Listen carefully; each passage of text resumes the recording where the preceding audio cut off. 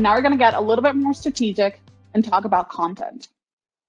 So before we can do that, what even is content? Content is a fancy, all-encompassing word that we use in marketing to talk about everything that we build.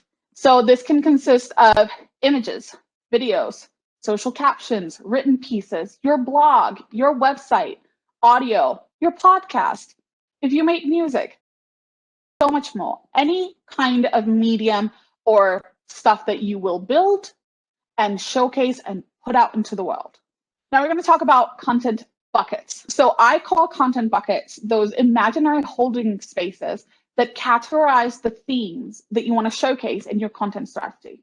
So for example, you can say, I am starting this brand. It is about slow living, and I'm going to talk about cooking, chill days, and being eco-friendly.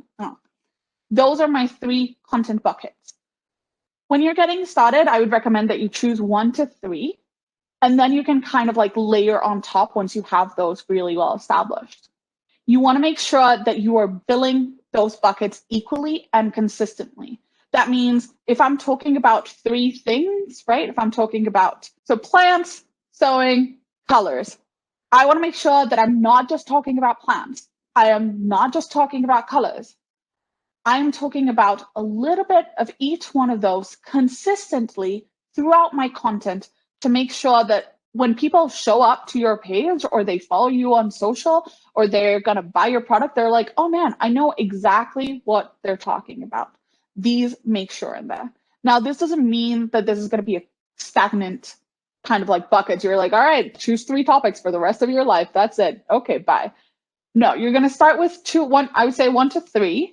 And then once you are like, yeah, you know what? I have exhausted these, or I have covered these and these are very well established. And you know what? I was sewing and now I'm actually starting to knit. I'm going to start sprinkling that one in whilst maintaining my other 3. I'm going to start adding in another layer and kind of building into that, having more and more buckets. I would recommend never more than 7. That's just way too many things to be talking about. But saying it kind of that sweet spot where you're just kind of you know what, maybe I don't want to talk about plants. Maybe I'm over it. I'm going to just kind of put that there and add in another thing. And then again, we're making sure that we're just kind of filling in each one of those as you grow.